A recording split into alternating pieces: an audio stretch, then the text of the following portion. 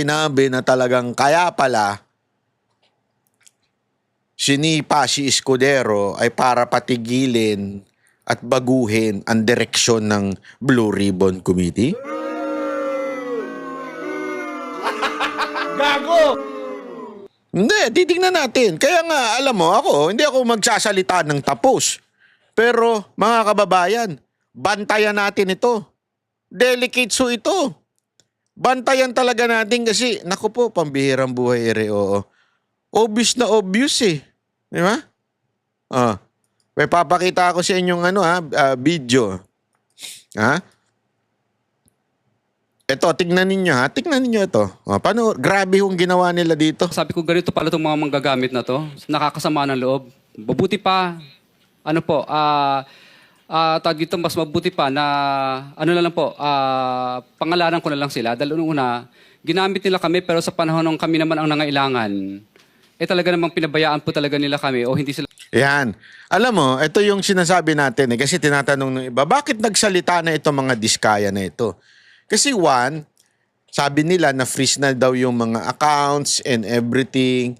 Tapos parang pinabayaan, iniwan sila sa ere. Di ba yung kinikwento ko sa inyo isang araw? Nasabi ko nga sa inyo, parang ang dating, nagkabukingan na. Ito na yung Ghost Project, di ba? Yung flood control project. Nagkabukingan na. Kailangan na tayong magturok sino. Kung ikaw yung mastermind, sino ilalaglag mo? Yung nasa baba. Tama, mali. Ilalaglag mo na yung nasa baba. Kaya nga, di ba, ganyan din yung nangyari sa EJK noon. Bakit ang daming patayan? Bakit may mga nangaabusong pulis? Kasi yung mga pulis na sangkot doon sa droga, pinapatay nila yung mga dealer nila, pusher nila, yung asset nila, pinapatay nila para hindi na makapagsalita. Kaya tuloy nagkakaroon ng maraming patayan. Di ba? Sa droga, ganun. Eto, parang ganun na nangyayari. Nilaglag na sila, kinakawawa na sila. So, it's about time. Sandali, bakit kami lang? Hindi, so, hanapin mo, kasi in everything, in every crime, in every circumstances, hahanapin mo yung motibo. Bakit kaya siya nagsasalita ng ganito? Diba? Ano ang ibig niya sabihin? Ito kasi ang dahilan na yun eh. Nalalaglag na sila, abay, mandamay na kami. Kung sino talaga yung may kasalanan, bakit kami lang? Again hindi ko sinasabing huwag parusahan ng diskaya, hindi ko sinasabing wala silang kasalanan, hindi yun. Ang sinasabi lang natin, meron pang mas may higit na may kasalanan sa kanila. Pero kung dapat parusahan ito mga ito, di parusahan. Malalapitan. Mr. Diskaya, o kung sino sa inyong mag-asawa pwede sumagot. Itong bang mga binanggit nyo mga taga DPWH na tumanggap ng 25%, marami ba kayo dito mga hiningan ng tulong? Hindi nyo ba napansin? Kasi narinig ko ito. Kanino ko ba ito narinig? Kay Magalong ko narinig to. Na nag-hire na daw na maraming mga PR. Etong mga to, hindi niya tinukoy kung sino, hindi pa rin niya pinapangalanan para maiwas yung kanilang pangalan, something like that, di ba? Alam mo, hindi nyo ba napansin lahat ng media mula sa kotse, sa sa customs, sa BIR, lahat ang focus sa diskaya, lahat ang focus sa contractor. Di ba? Hindi nyo napansin yun? Parang bagang merong kumukumpas na PR. Idiin nyo na idiin ng mga kontraktor. I-post nyo ng i-post ang Nepo babies. Mga kontraktor na Pero hindi nila ipinapakita. Sandali, paano ba nakakuha ng pera yung mga yan? Sinong congressman na naglagay doon ng pera doon sa distrito na yun? Wala nagpapakita niyan. Until na nagsalita na ngayon ng mga diskaya. Kaya tuloy, tanggal si Escudero at saka etong si Marcoleta. Naku po. Ano kaya masasabi ni Marcoleta dito? Mga tinext nyo na humingi kayo ng tulong? Actually po, yung tulong po na tinext ko sa kanila at chinat, yun po yung halaga ng dapat isauli nila sa amin. Opo. Na balanse pa po. Iba kasi yung pagkakaintindi ko sa mga text mo ron sa mga ibang pinag-text nyo na messages. Wala ka na raw pera sa bangko, na-freeze na raw yung pera nyo sa bangko, kaya nangihiram kayo ng 30 to 40 million pambayad sa abogado. Am I correct? Yes po. O bakit iba yung sinasabi Yes mo po, sa opo. akin? For example po, yung katulad po kay Kong Arjo Atayde po. Bali, 60 million po ang sinabi ko sa chat ko. Kasi 16 million po yung pinababalik ko sa kanya. Pinababalik mo sa kanya. Na Anong klaseng chat ito? pera po. Na pera po. Na binigay mo kay Congressman Atayde, ganun ba? At sa tatay po niya. Sa tatay niya? Opo. Well, hindi. Okay. Doon sa mga ibang tinext mo, kaya nyo, katulad ni Congressman Atayde, tumulong ba? Binalik ba? Hindi po, nakiusap Kasi po na... yung tenor ng text mo, doon sa yung pinabasa sa akin, hindi yun ang tenor mo eh. Ang tenor ng text mo, humihiram ka ng pera dahil wala ka na raw kapera-pera, na-freeze na raw yung pera sa bangko, at kailangan mo ng pambayad ng abogado. Correct? Yes po, Your Honor. Pero hindi mo pinapasoli kung ano yung dapat isoli.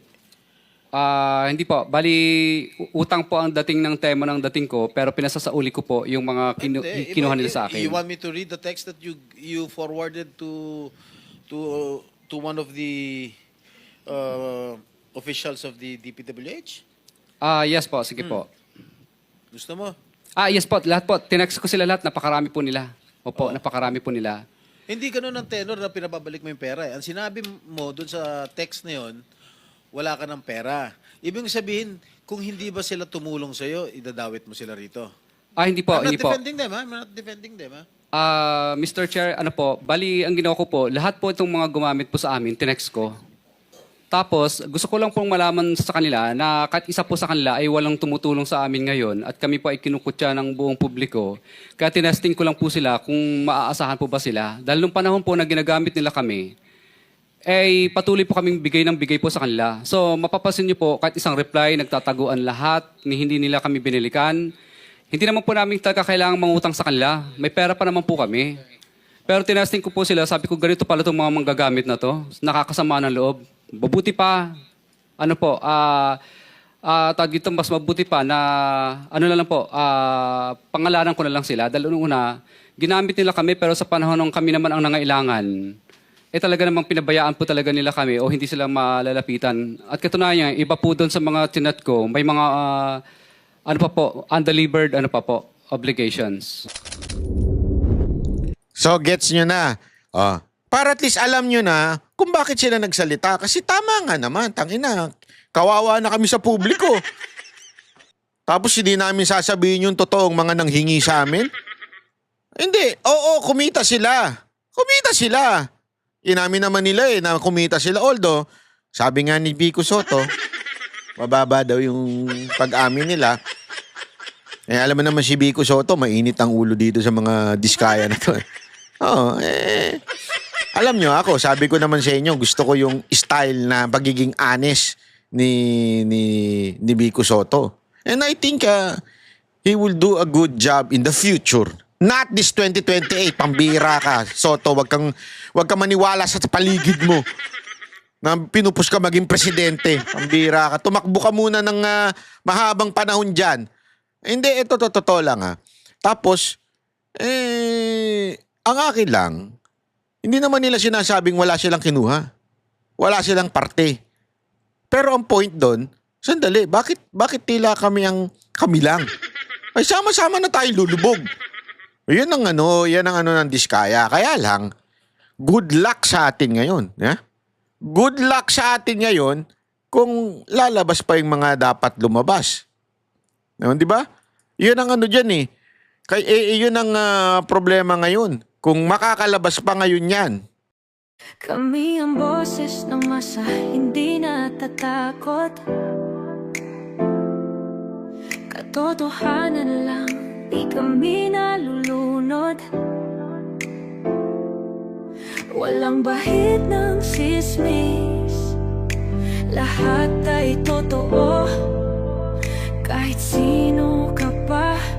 Pag mali ka, babanatan ka.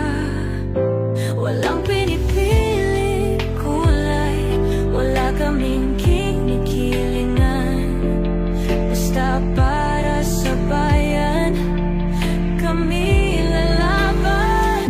Pag tama palakpakan, pag mali banatan. Di matitinag, di matatakot, para sa bayan tuloy ang sigaw. Sa harap ng kamera, walang halong takot. Mga baluktot, lahat kayo'y tutumba. Ang hustisya at totoo, yun lang ang mahalaga. Kahit sinong harang, di kami matitinag. Walang pinipili